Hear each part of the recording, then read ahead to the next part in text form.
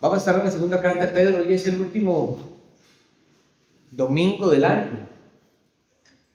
Ya por casi 6 años he tenido el privilegio de predicar los últimos domingos del año. Entonces ya es tradición para mí hacerlo y le doy gracias al Señor. Y es interesante, mis hermanos, pensar que estamos a punto de terminar un año y el texto que vamos a leer, o la porción que vamos a leer, espero que nos haga meditar y pensar. Pero cuando termina un año, muchos de nosotros, y yo creo que es buen ejercicio recordar las bondades de Dios, su cuidado y su fidelidad, aún en aquellos momentos que no fueron tan sencillos. El Salmo 77:11 dice: me acordaré de las obras del Señor, ciertamente me acordaré de ellas. Pero a la misma vez que recordamos sus bondades, su cuidado, su fidelidad, al terminar un año, no podemos tampoco minimizar los peligros y las amenazas que enfrentamos durante este año en el mundo donde vivimos. A esos peligros y amenazas las podríamos, y yo las voy a llamar por el texto, falsas enseñanzas. Y esa falsa enseñanza quiero definirla de esta manera. Es toda influencia directa o indirecta de contenido teológico errado, pero también toda mentira que surge en el corazón acerca de Dios y su palabra en un momento específico en nuestra vida que afecta nuestro caminar con Él. Quiero ampliar el término para poder meditar en lo que Segunda de Pedro tiene. Entonces, lo que estoy diciendo es, cuando termina un año, los creyentes recordamos las bondades y las misericordias de Dios, y eso es bueno. Pero yo quiero hacerlos pensar también en los peligros y las amenazas que se enfrentaron o se enfrentan en un año. Sobre todo algo que está por terminar y un año que está por iniciar. Y esos errores, mentiras, Pedro les llama falsas enseñanzas. Y yo quiero definir falsas enseñanzas no solo como algo que usted vea lejano, como decir, sí, el evangelio de la prosperidad o cosas así, sino al ampliar el término podemos decir que es toda influencia directa o indirecta de contenido teológico, o sea, de contenido acerca de Dios, de contenido acerca de la vida cristiana, de contenido acerca de la devoción a Dios. Ese contenido teológico indirecto o indirecto de manera errada, que de alguna manera en muchos aspectos está equivocada. Pero también una falsa enseñanza puede surgir de una mentira o como una mentira que surge en el corazón acerca de Dios en un momento específico que entonces afecta mi caminar con Dios. Por ejemplo, y vamos a verlo más adelante, pero un año tiene 365 días, 12 meses, 52 semanas, 8,760 horas. Y es muy posible que hayamos enfrentado en 365 días, 12 meses, 52 semanas, 8,760 algunos momentos de creer errores, mentiras, falsas enseñanzas que en algún momento de esos 365 días al año, 12 meses, 52 semanas, 8,760 horas hayan afectado tu percepción de Dios y tu caminar con Él. Eso es definitivo. Todos, de alguna manera. Entonces lo que yo quiero es, ¿qué tan conscientes somos cuando un año se acaba de la importancia de ver los errores y las mentiras y las falsas enseñanzas que enfrentamos, que fuimos guardados, de los cuales fuimos librados, y la importancia de saber que son reales y van a estar delante de nosotros en lo que resta del año y en el año que venga. ¿Tiene sentido? Yo sé que no es como un sermón normal para pensar en el último año, o por lo menos el último domingo del año. Pero es que mi deseo es que el último domingo hayan dos palabras, dos mandatos bíblicos con tonos firmes e innegables para cada uno de los hijos de Dios ante un año que se termina y un año que inicia. Dos palabras que yo creo que valen la pena recordar. Y lo vamos a hacer de la segunda carta de Pedro. Ya vamos a ir al texto. La segunda carta de Pedro podríamos llamar que tiene un tema: la necesidad del crecimiento espiritual y el peligro de las falsas enseñanzas.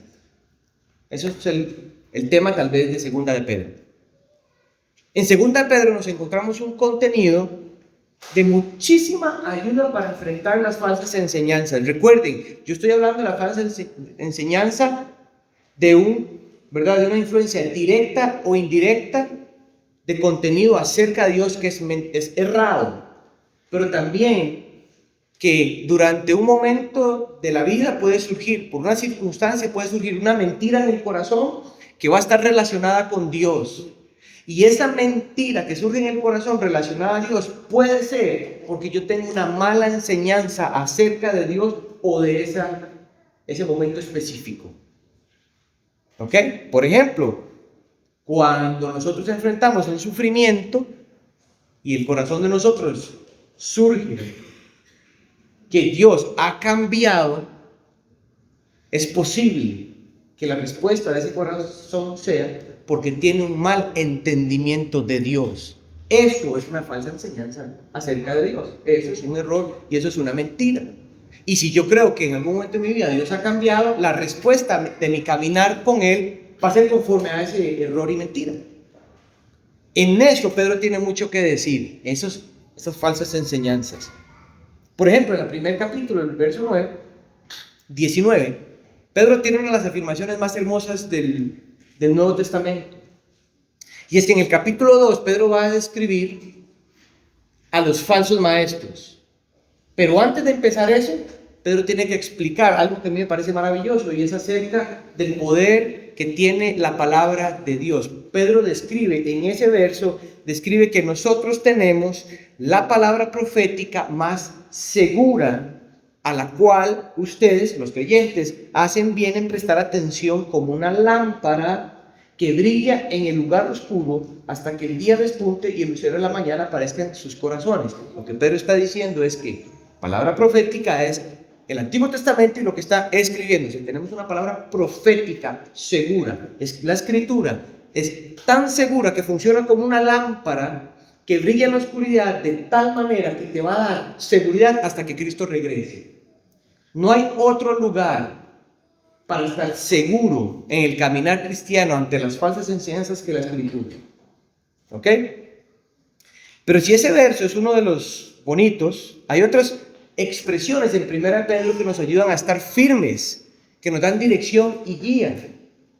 Eso está en el capítulo 1, verso 2. Pedro dice: gracia y paz sean multiplicadas a ustedes, hermanos, en el conocimiento de Dios. Ahí mismo, en el primer capítulo, el versículo 3, vamos a verlo más adelante, Pedro despliega una de las mejores enseñanzas para mí. Y en el Nuevo Testamento, Pedro dice que en el poder de Dios nos ha dado todo cuanto concierne a la vida eterna, y a la piedad, la devoción a Dios, la santidad en Dios, el caminar con Dios. En su poder nos dio todo eso. Y después describe unas virtudes que nacen de eso, que al tenerlas no nos dejan caer. No nos dejan caer. En el capítulo 2, versículo 9, Pedro está describiendo a los falsos maestros, y en medio de los falsos maestros, Dios describe unas palabras de seguridad para el creyente que dice: el Señor sabe rescatar de la tentación al piadoso. En medio de un contexto de errores, mentiras, Dios sabe rescatar de tentación al piadoso. Y en el capítulo 3, en medio de un contexto de falsa enseñanza del regreso del Señor Jesús, Pedro dice, pero según su promesa, nosotros los creyentes esperamos cielos nuevos y tierra nueva. ¿Ok? Entonces, segunda de Pedro es una carta que ayuda a reconocer las grandezas y las bondades del Señor para seguir creciendo en conocerlo. Pero también es una carta que nos ayuda a reconocer los peligros de las falsas enseñanzas que nos pueden alejar, ¿verdad?, de la firmeza del Evangelio. Entonces, yo quiero que leamos nuestro texto. Nuestro texto está en 2 Pedro 3, 17 y 18. Dice así la palabra del Señor. Por tanto, amados, sabiendo esto de antemano, estén en guardia. No sean que arrastrados por el error de hombres libertinos, caigan de su firmeza. Antes bien, crezcan en la gracia y el conocimiento de nuestro Señor y Salvador Jesucristo. A Él sea la gloria ahora y hasta el día de la eternidad. Amén. Iglesia, estas son las últimas palabras del apóstol Pedro en la tierra y para la iglesia. Pedro en el capítulo 1 dice, yo ya sé que mi tiempo ha llegado. El Señor me lo ha dicho. Las últimas palabras de Pedro para la iglesia del Señor. Y las últimas palabras del apóstol a la iglesia es de atención. Entonces, esta es la idea que yo creo que puede ayudarnos a resumir el verso 17 y 18. Esa es la idea que vamos a estudiar. Ante las falsas enseñanzas en el mundo donde vivimos, somos llamados a estar en guardia y a crecer en nuestro caminar con el Señor. Ante las falsas enseñanzas en el mundo donde vivimos, somos llamados a estar en guardia y a crecer en el conocimiento, en nuestro caminar con el Señor. En guardia y crecer en nuestro caminar con el Señor. Mi deseo es que estos dos mandatos bíblicos guarden nuestro corazón y muevan nuestras voluntades a estar en guardia y crecer. Obviamente, mi contexto hoy es el último domingo del año. Entonces, lo que estoy tratando de aplicar es que puedas guardar estas dos palabras para terminar el año guardando y creciendo, pero que en cuestión de días cambiaremos de año, si Dios así lo permite, y esos 365 días, 52 semanas, 12 meses, 8,760 horas, puedas estar en guardia y creciendo, en guardia y creciendo. Entonces no es para ahorita, es para siempre, pero bueno, aquí está la primera palabra. Debemos estar en guardia. Noten el verso 17. Por tanto, una conclusión de lo que viene diciendo, amados, estén, sabiendo esto de antemano, estén en guardia. Noten que Pedro está advirtiendo a sus hermanos. Cuando Pedro dice amados, es la expresión para creyentes. Amados, sabiendo esto de antemano. ¿Qué es lo que saben ellos de antemano? Toda la carta. La garantía, capítulo 1 del creyente para crecer en el Señor, los falsos maestros en el capítulo 2 y el regreso del Señor Jesús en el capítulo 3. Sabiendo de esto de antemano, ese es el tono de advertencia acerca de la carta, de las falsas enseñanzas, los falsos maestros. Entonces Pedro está advirtiendo a la iglesia acerca de las falsedades del mundo donde viven y la realidad que enfrentarían. Mis hermanos, la realidad de los creyentes en el tiempo de Pedro no es tan lejano al nuestro hoy. Por lo menos, o sobre todo, en lo que enfrentarse a falsos maestros, falsas enseñanzas, errores y mentiras del mundo significa. No es, por ejemplo, los creyentes en el tiempo de Pedro debían confiar en la suficiencia de la Escritura, en la autoridad de la Escritura, en el poder de las Escrituras para todos los asuntos de la vida, para todas las experiencias en este mundo. Por eso está el capítulo 1, versículos 16 hasta el 21. Ellos necesitaban estar arraigados y confiar en la suficiencia, autoridad y poder de las Escrituras para todos los asuntos de la vida y la experiencia en este mundo, porque ellos, los creyentes del tiempo de Pedro, enfrentaban mentiras, errores, falsas enseñanzas alrededor de las Escrituras, que procuraban influenciar a los creyentes para que dejaran de creer en ellas y comenzaran a considerar sabidurías humanas, fuentes de información fuera de Dios, que ayudaran a dar respuesta a las preguntas de la vida y a los problemas que se enfrentan en ella. Igual que nosotros hoy. Muchos creyentes son llamados a confiar en la Escritura porque las mentiras que el mundo están entrando a la iglesia, falsas enseñanzas que entran dentro de la iglesia, directo a la Escritura, hacen que creyentes comiencen a considerar que en los momentos más difíciles de la vida, en las preguntas más complejas del alma, Dios está limitado, vamos hacia afuera y afuera vamos a encontrar algo que nos dé respuesta a estas cosas que Dios parece no responder. Está pasando hoy en nuestro mundo, pasaba en el tiempo. En el tiempo de Pedro eran claras falsas enseñanzas. En nuestro tiempo se les llaman los elefantes en el cuarto, las psicoterapias. Nadie quiere hablar de ello, porque es un asunto. A las filosofías, al libertinaje. En los tiempos de Pedro y Judas eran claras falsas enseñanzas. Hay semejanza en ellos. Ellos tenían que saber de la Escritura, nosotros tenemos que saber de la Escritura. Pero otro ejemplo entre la realidad de ellos y la nuestra es que los creyentes en los tiempos de Pedro tenían que aferrarse al carácter de Dios y confiar en el Dios que conocían en la Escritura. Porque las mentiras y las falsas enseñanzas que enfrentaban apuntaban a que no había ningún regreso. En los tiempos de Pedro, en la carta de Pedro, había falsas enseñanzas que le decían a los creyentes que probablemente el Señor ya no iba a regresar, probablemente iba a tardar demasiado llegar. Por eso se escribió el capítulo 3, verso 3-4. Óiganme, ante todo sepan esto, que en los últimos días vendrán burladores con su sarcasmo, siguiendo sus propias pasiones y diciendo, ¿dónde está la promesa de su venida?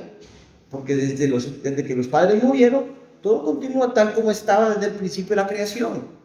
Esta gente que está dentro de la iglesia está diciendo a los creyentes, bueno, tal vez confiar en el carácter de Dios no sea tan bueno porque Él prometió algo pero no lo está cumpliendo porque yo no lo veo en relación al regreso. Esos errores impactaban el corazón de los creyentes en relación a Dios, en su perspectiva de Dios. Bueno, en nuestros tiempos pasa lo mismo. Muchos creyentes viven bajo la idea de que tal vez el Señor no va a regresar. No lo dicen con esas palabras. Pero la forma como viven, pareciera que este mundo es el fin último para sus vidas. Que este mundo es como el fin último que da valor a sus vidas. Y por lo menos otros creyentes, imaginarse que habrá un regreso del Señor Jesús y donde habrá un cielo nuevo y una tierra nueva que implica plena comunión con Él ante esa verdad y verse creyendo lo que el mundo cree, parecieran una verdad suficiente como para dar esperanza y perseverar. Algo similar al tiempo de Pedro. Dos ejemplos que nos muestran la similitud. Ante esto, Pedro escribe la palabra: estén en guardia, estén alertas, estén vigilantes, estén en guardia. Es una acción continua. Estén en guardia es una acción continua, seria, dedicada. Guardarse es no dejarse seducir por lo que parece tener sentido al ojo o la mente humana. Es saber reconocer el error y el engaño. Estar en guardia es saber qué es conforme a Dios y su carácter y qué no. Estar en guardia es estar seguro. Estar en guardia no es estar asustado o inseguro. Es estar firme, sólido, bien parado, listo, entendido en las verdades de Dios, en la palabra de Dios, en los estándares de Dios, en sus promesas y directrices. Estar en guardia, mis hermanos, es conocer a Dios de manera experiencial y profunda. Es tener la mente firme y el corazón anclado en el Evangelio de Cristo. Estar en guardia, sobre todo, es no hacerlo solo. Pedro le está hablando aquí a una iglesia. Estar en guardia no es hacerlo solo. Y es que si no hay guardia, hay un peligro. Estén en guardia, no sea que arrastrados por el error de hombres libertinos. Noten el progreso. Hermanos, ya ustedes saben esto. ¿Qué hacemos, Pedro? Estén en guardia. ¿Por qué?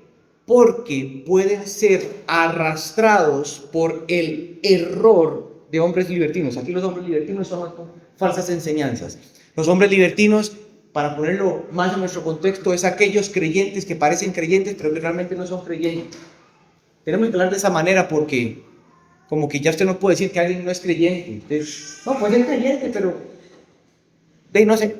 No. El hombre libertino aquí es el falso maestro que está dentro de la iglesia, que enseña cosas que no son conforme a Dios, pero que dentro de la iglesia nadie sabe discernir, o por lo menos les cuesta a los creyentes discernir si eso es lo que Dios dijo.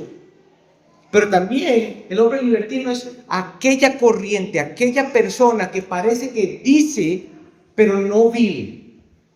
Entonces estamos hablando de cualquier aspecto de ser humano o de enseñanza que no es conforme a Dios. Pero el punto de Pedro es el ser arrastrado. Guárdense o estén en guardia para que no sean arrastrados. La palabra arrastrarse es como asociarse con algo que no es conforme a Dios. Arrastrado es asociarse con algo que no es conforme a Dios, o llegar a ser engañado junto con otros. Entonces Pedro lo que está diciendo es: guárdense para que no sean arrastrados, o sea, que su mente, su corazón sean confundidos y comiencen a asociarse con cosas que no van conforme al Señor. Mis hermanos, hay creyentes que se han asociado con pensamientos, con creencias, con prácticas, con filosofías, con ayudas, con teologías mundanas, pecaminosas y falsas vidas cristianas. Cosas que parecen que Dios permite, que Dios dijo, que Dios bendice, pero que no son así. En 365 días, 12 meses, 52 semanas, 8,760, es posible que dentro de este cuarto algunos de nosotros nos hayamos asociado con cosas que Dios no dijo, no bendice y no ordenó, pero parece que sí dijo, que sí bendice y que sí ordenó. Y ese arrastrarse para Pedro no es poca cosa. Porque el arrastrarse, el ser arrastrado no es el fin último. El texto dice: estén en guardia, no sea que arrastrados por el error caigan de su firmeza. Caigan. Aquí, caer de firmeza no es perder salvación. Así que, pero sí es desviarse lo que alguna vez se creyó. Alguien dijo esto: siempre que un creyente escucha con seriedad, eso significa con atención, que es cautivado, que es asombrado, que comienza como a reflexionar, siempre que un creyente escucha con seriedad un error o una mentira que viene de un falso maestro o de un falso cristiano o de una falsa teología, una mentira del mundo donde vive, corre el peligro de ser desviado. Siempre corre el peligro de ser desviado. Cristo Jesús en Mateo 24 dijo algo acerca de los falsos maestros. ¿Qué harían? todo lo posible para engañar aún a los escogidos. Ser desviado, ¿verdad? Pedro dice, hermanos, ya ustedes saben estas cosas. Hay falsas enseñanzas, falsas teologías. El mundo donde ustedes viven, hay mentiras que van a venir hacia ustedes, en medio de ustedes. ¿Qué hacemos? Estén en guardia, preparados, listos, no tengan temor.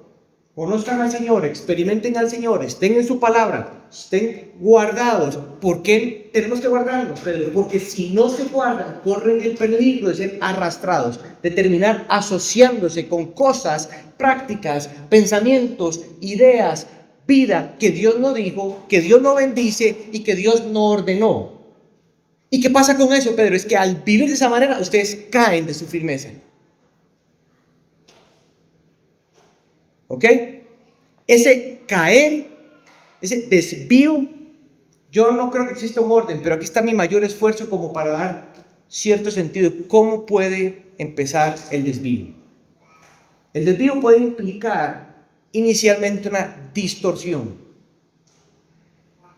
Es pensar acerca de Dios y su verdad de una forma que no es verdaderamente Dios, ni que verdaderamente es su verdad. Eso es cuando yo estoy en algún momento de vida, en algún aspecto que experimento, y yo pienso acerca de Dios, su carácter, su ser y su palabra de una forma que Él no es así y Él no dijo eso, pero yo lo distorsiono. Cuando yo lo distorsiono, lo que yo creo que segundo que sucede es que hay una confusión. Ya yo no sé si es verdad o no. Ya yo no sé si Él es verdaderamente así o no. Cuando yo distorsiono, yo confundo, yo creo que lo que sigue pasando para ese desvío es que dejas de perseverar. Y si dejas de perseverar, lo que implica es que nunca creyó. Porque aquí sí es diferente. Dice el Señor Jesús, el que persevere hasta el final será salvo. El creyente persevera. Y usted sabe lo que si usted es un creyente genuino, usted sabe lo que en su caminar con Dios significa perseverar. Perseverar es no solo un regalo del Señor para el creyente, ¿ok? No solo es un regalo porque es un regalo, pero se experimenta de una forma donde nunca es lineal. Pero usted no cae de lo que creyó. Usted no niega lo que una vez amó. Entonces, cuando pasa esa distorsión, confusión y dejar de perseverar, y puede implicar más cosas, lo que yo estoy tratando de decir es que los falsos maestros, las falsas enseñanzas, las teologías, el mundo donde vivimos, el error y las mentiras arrastran a los creyentes para que terminen desviándose y terminen negando lo que una vez afirmaron creer. Mis hermanos, Pedro sabía el arsenal de mentiras, de errores, de falsas enseñanzas, de falsos maestros, de falsas teologías que el diablo tiene a su disposición con tal de devorar al creyente. Pedro lo experimentó. Pedro de primera mano sabe, yo sé lo que es ser zarandeado por el diablo mismo. No una vez, 2 veces. La primera vez cuando el Señor Jesús dijo que tendría que ir a morir, yo le dije, no Señor, no lo permita. Apártate de mí, Satanás. Que tus ojos la estás poniendo no en la voluntad de Dios, sino en las cosas de la tierra. Pero puede decir, yo sé lo que es el instrumento de Satanás. De frente del Señor Jesús. Y lo segundo que yo sé es que una vez yo le dije, Señor, yo voy contigo hasta la cruz. Y el Señor me dijo, Pedro, cuando canta el gallo, me habrás negado 3 veces. Pero el diablo me pidió zarandearlos. ¿Y sabes qué? Yo pedí por ti. Y Pedro sabe lo que es la influencia de la falsa enseñanza, Y aún habiendo negado al Señor y siendo restaurado por Él en la playa, Pedro sabe lo que es lidiar con las falsas enseñanzas. Estando en Galacia con los gentiles, come con los gentiles, disfruta con los gentiles y ve que viene Jacobo, el pastor de la iglesia de Israel, con hermanos, y Pedro se aparta de los gentiles. Y Pablo ve que se aparta y Pablo va y le dice: no andas conforme al evangelio. Pedro sabe de primera mano el arsenal y el impacto que tiene la falsa enseñanza, la mentira del mundo, el legalismo, todo lo que pueda entrar de esa manera. El diablo desea tanto devorar al creyente que usa lo que puede usar para que el creyente niegue a su Dios, olvide su verdad, niegue el evangelio, niegue lo que creyó una vez, se separe de la iglesia local, la cual dijo amar una vez, y distorsione al Dios que una vez conoció. Ahora, yo sé que todo esto es como, ¿qué tiene que ver esto con nosotros ahorita? Yo espero el avión irlo bajando poquito a poquito, pero piensa entonces en la importancia de terminar un año e iniciar otro. Y aquí está la pregunta. ¿Puedes reconocer las maravillas de la gracia del Señor, donde un año termina, donde te permitió crecer, ser guardado, amarlo más a Él, conocerlo de manera más profunda, perseverar aún cuando no querías perseverar? Eso es lo que hace, es como que a los creyentes nos cuesta. Si te cuesta pensar en eso, déjame planteártelo de manera diferente. ¿Qué tan cerca estuviste de la realidad del verso 17 de esta carta? ¿Qué tan cerca estuviste del ser arrastrado y desviado de la firmeza? Piénsalo. 365 días al año, 52 semanas, 12 meses, 8.760 horas. ¿Qué tan cerca estuviste del ser arrastrado por alguna mentira o error que te hiciera desviarte del evangelio? Piensa en esos momentos donde no viste el matrimonio como Dios lo ve. Piensa en esos momentos, 365 días al año, cuando no viste el matrimonio como Dios lo ve por una u otra situación o algún comentario. Piensa en esos momentos donde pensaste que vivir en santidad y devoción al Señor ya no es tan importante. O en esos momentos donde parece que Dios ha cambiado contigo. Esos momentos donde viste la vida, el mundo, no conforme al evangelio, sino conforme al mundo. Piénsalo, en esos momentos donde fuiste tentado o tentada, seducido, a ser arrastrado para caer de la firmeza del evangelio, negar lo que una vez creíste, separarte de la iglesia de la cual una vez dijiste amar, distorsionar al Dios inmutable y vivir como un incrédulo. Mis hermanos, el peligro es real. La tentación es real. Y Pedro no le está hablando a los inmaduros y a los neófitos en la fe.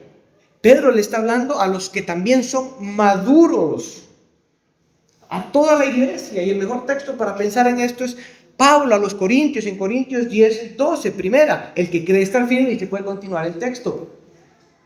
Mire, tenga cuidado, dice otra versión, no sea que caiga. Así que el mandato divino es importante, claro, vital. Estar en guardia, ¿verdad? Sencillo. Ahora, la pregunta, entonces, para transicionar es, entonces, ¿cómo crecemos en esa guardia? ¿Qué podemos hacer en el Señor para estar en guardia? Cierto, esta es la pregunta lógica. Ok, estar en guardia. Y ahora, eso se nutre, es un fruto del Espíritu, porque yo leo, ¿verdad? Gálatas 5 y nos dice que el fruto del Espíritu es estar en guardia. Además que es un verbo continuo, o sea, significa que yo lo hago. La segunda palabra entonces para guardar, verso 18. Antes bien, crezcan. Crezcan. La expresión antes bien es como en cambio, más bien, entonces. Lo que quiere decir es que para guardarnos de ser arrastrados por el error y caer de la firmeza del Evangelio, tenemos que crecer. Tenemos que crecer. Igual, una acción continua en la vida del creyente. Sencillo. Ahora, mis hermanos, yo doy gracias al Señor que nuestra vida está delante de sus ojos y bajo su precioso cuidado. El Salmo 33, 18 dice: los ojos del Señor están sobre los que le temen. Ténganlo en mente. Y esto es importante, porque a la hora de escuchar crecer, el Señor no la dejó ahí para que nosotros inventemos o nos ideemos la respuesta a una pregunta como: ¿y cómo crecemos? ¿Qué podemos hacer nosotros para crecer de manera tan poderosa como para no ser arrastrados del error y caer de la firmeza del Evangelio? O sea, ¿qué tengo que hacer en este crecimiento como para tener un poder del Señor para no caer? Claramente, no tenemos en nosotros ni fuerza ni capacidad alguna para contribuir a este crecimiento, aun cuando es una acción. Lo que sí está claro para Pedro y para usted y para mí es que nosotros podemos aportar toda la facilidad de ser arrastrados y caer. Eso tiene que estar claro aquí. Lo que usted y yo aportamos es la facilidad de caer del error. Fácilmente aportamos caer en el error, ser confundidos y caer de la firmeza. Eso está clarísimo y Pedro lo sabe.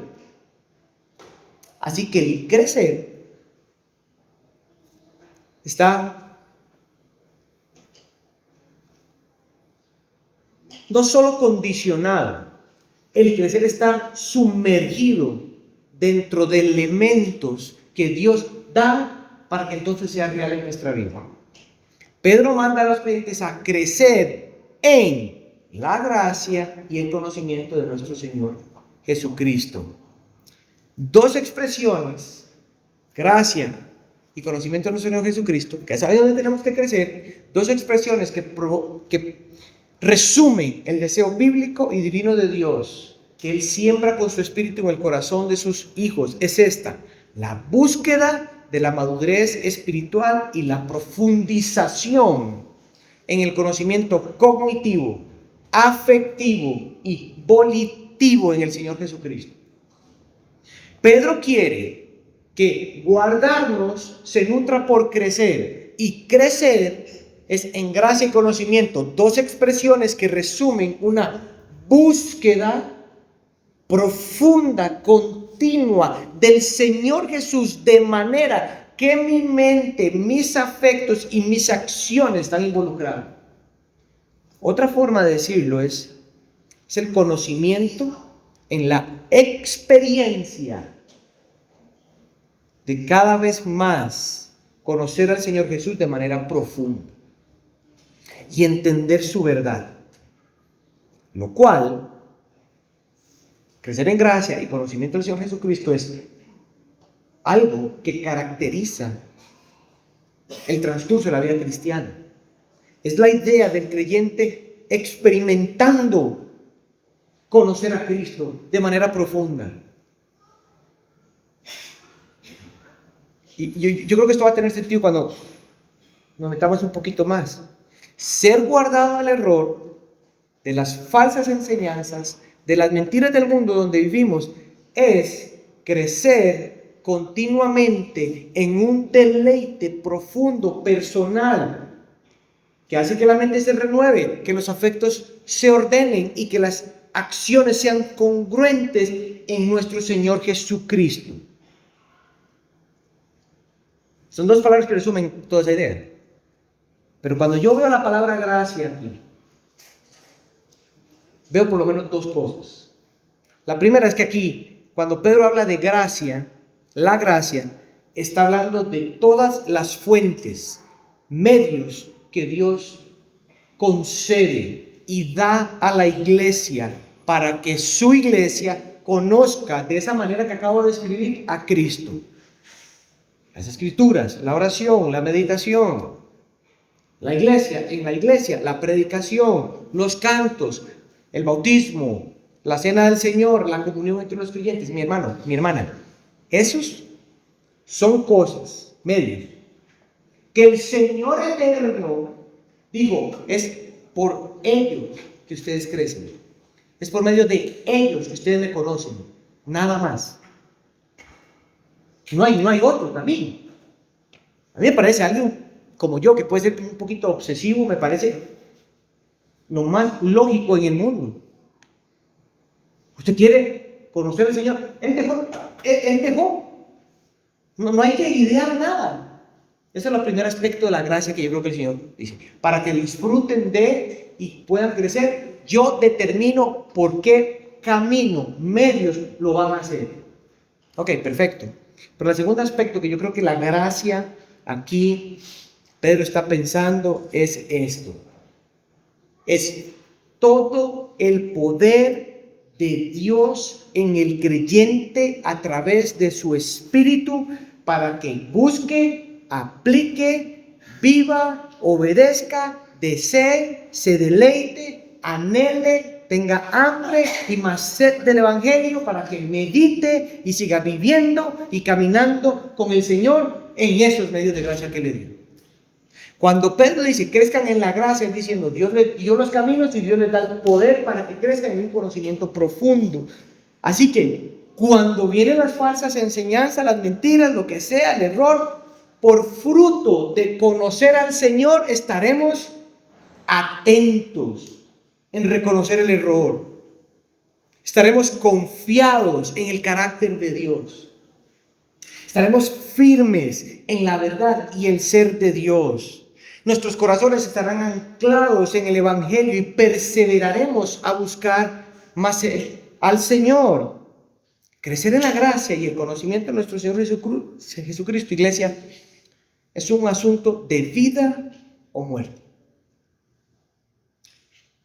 Porque si no es nuestro caminar profundo, continuo, deleitoso con nuestro Señor Jesucristo, que solo de ahí vendrán las verdades, ¿verdad? Que el Evangelio nos da para el error. Es un asunto de vida y muerte cuando te pones a pensar lo que significan los errores y las mentiras y las falsas enseñanzas en el contexto, por ejemplo, del matrimonio. 365 días al año, 12 meses, 52 semanas, 8.760 horas. ¿Usted sabe cuántas mentiras, errores y falsas enseñanzas el matrimonio cristiano enfrenta en este mundo donde está? ¿Qué va a sostener a ese matrimonio durante 365 días, 52 semanas, 12 meses, 8.760 horas para confiar en el Señor si no es conocer al Señor Jesucristo? De manera profunda, real. ¿Usted sabe la cantidad de mentiras que un matrimonio enfrenta? ¿Cuántas mentiras no sé, tal vez tuviste que haberte divorciado hace rato? Mentiras que el matrimonio puede enfrentar en un mundo donde está bueno, no sé, cualquier cosa. ¿Qué va a sostener? ¿Qué va a tener en guardia a ese matrimonio si no es conocer al Señor Jesucristo? Pero pónganse a pensar también en el contexto de la pureza y la santidad. 8.760 horas. ¿Cuántas mentiras y errores hay en dirección a la pureza y a la santidad? ¿Qué va a sostener el corazón de un hombre o una mujer, soltero o casada, en cuanto a la pureza y la santidad si no es el Evangelio? Ante la cantidad de mentiras y errores que hay. Pónganse en el contexto de la generosidad económica. ¿Usted sabe las mentiras que se enfrentan durante un año para que usted diga, no tengo mucho, la verdad que no sé. Vea, ahí sale un pastor que roba. No, la iglesia ya, no. Yo nunca tengo, yo ando apenas. ¿Usted sabe cuántas mentiras usted escucha en 365 días en cuanto a la generosidad económica? ¿Qué va a hacer? A guardar el corazón en cuanto a ese tema, si no es el evangelio. Piénselo en contexto de crianza de hijos, que ni me voy a meter ahí, nada más para hablarlo. Pero ¿qué tal cuando usted piensa en asuntos de identidad y valor de ser un ser humano? ¿Sabe cuántas mentiras hay de lo que es un ser humano? La idea de la identidad. ¿Qué le da a usted identidad? ¿Qué le da a usted valor?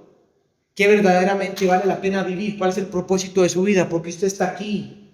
¿Cómo se sanan esas cosas que usted experimentó? Usted sabe la cantidad de mentiras que están hablándole al creyente durante 8.760 horas. ¿Qué va a sostener a ese creyente para discernir que las mentiras de la psicoterapia son mentiras? Si no está el evangelio.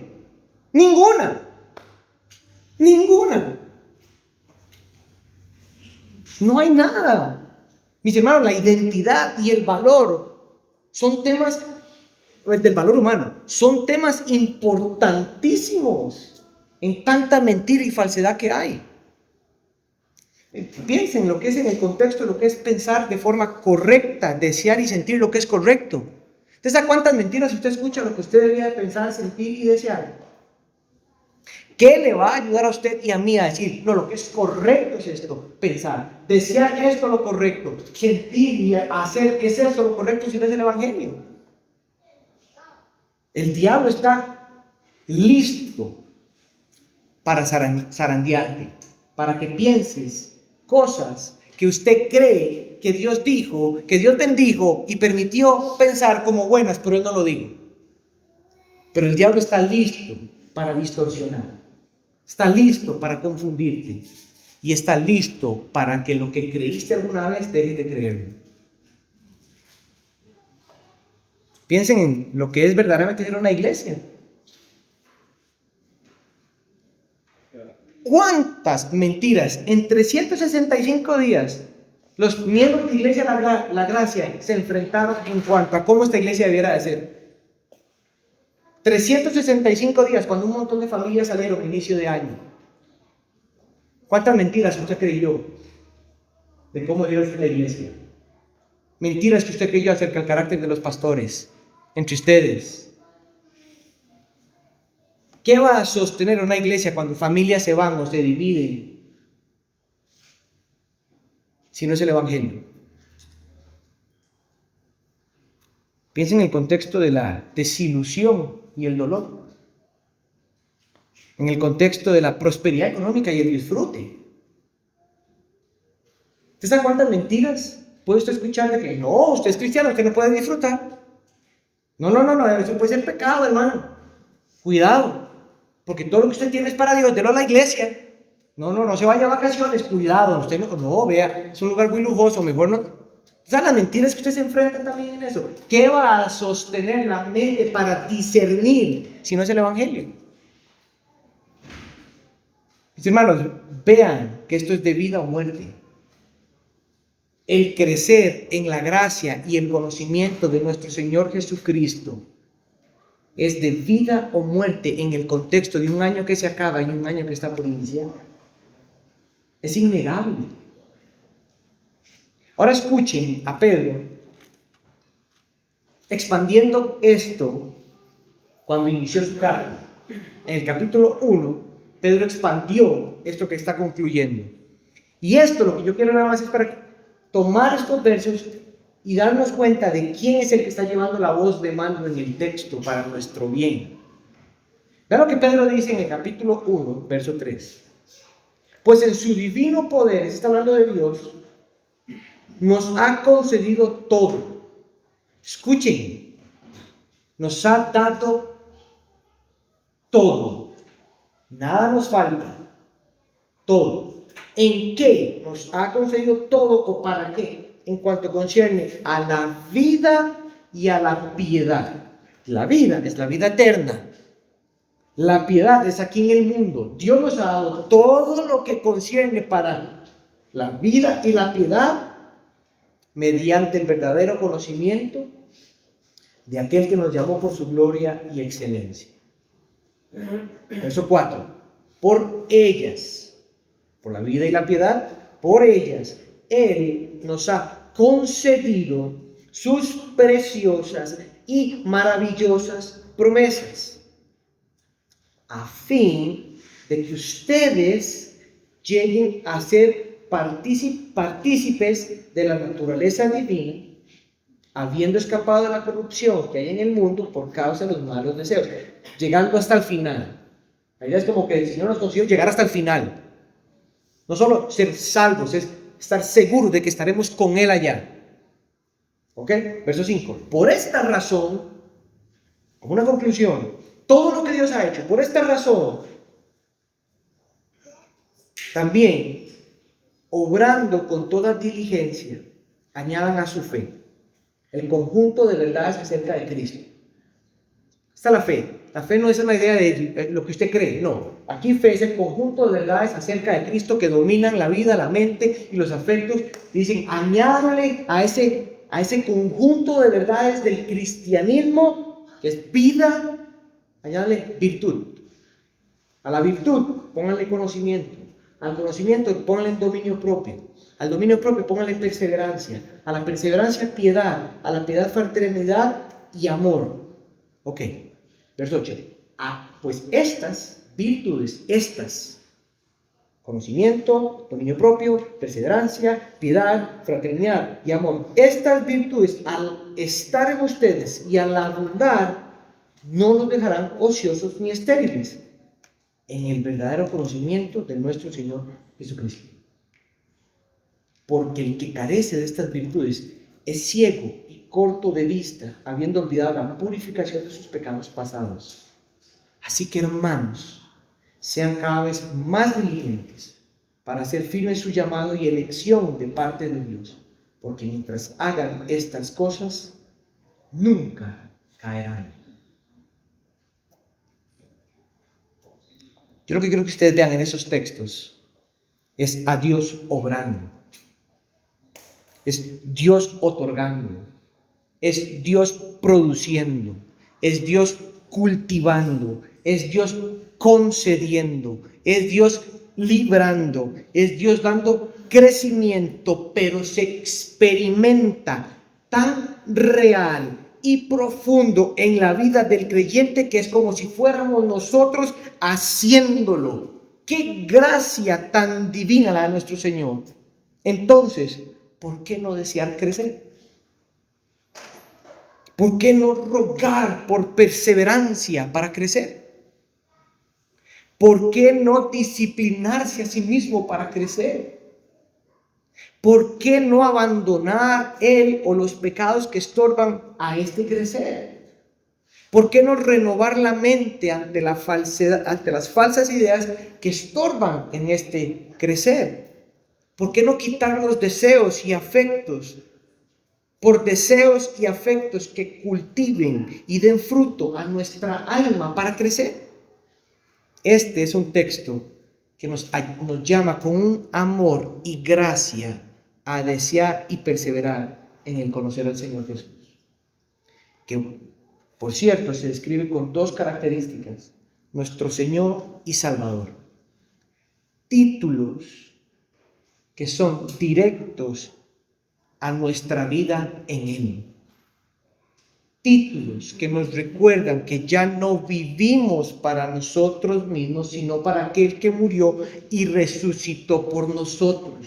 Crecemos, conocemos a aquel que es nuestro Señor y nuestro Salvador. Él es el fin último de nuestro deleite, el fin último de nuestra vida. Ante esa realidad, Pedro no tiene nada más que decir que hacer una doxología. A Él sea la gloria, ahora y hasta la eternidad. Amén. Familia, ante un año que está por acabarse y uno que está por iniciar, estamos llamados a guardar en nuestros corazones dos palabras: estén en guardia y crezcan. Estén en guardia y crezcan. Y quiero nada más dar 4 reflexiones aplicativas de lo que acabamos de estudiar. La primera es que yo quiero que puedas ver las bondades de Dios y su cuidado en los momentos de este año donde te guardó.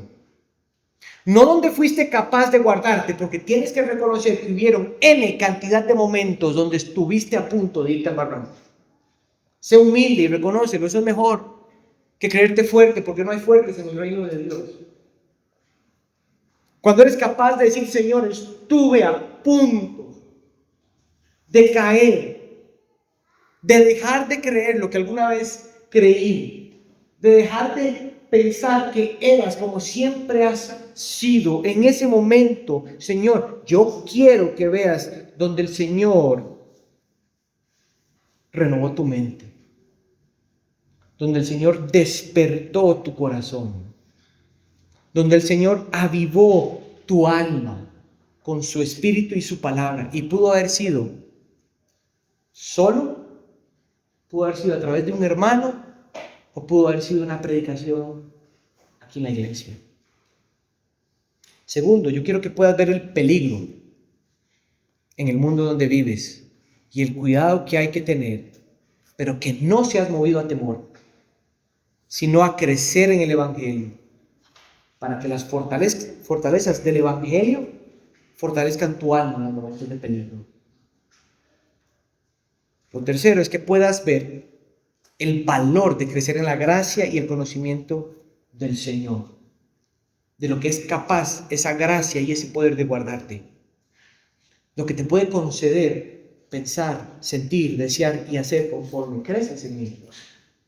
Y por último, yo quiero que puedas ver los frutos en tu vida, en tu matrimonio, en tus relaciones, en tus hijos, en el trabajo, en la vida en general, en este año donde has experimentado el crecer, en el saborear las glorias del Evangelio, en esos momentos donde has dicho como que el cielo se abrió, el Señor descendió, estuvo cerca mío como nunca antes. Esos momentos, yo quiero que pienses en esa gracia del Señor en tu vida y los compares ante esos momentos donde estuviste a punto de caer o de creer errores.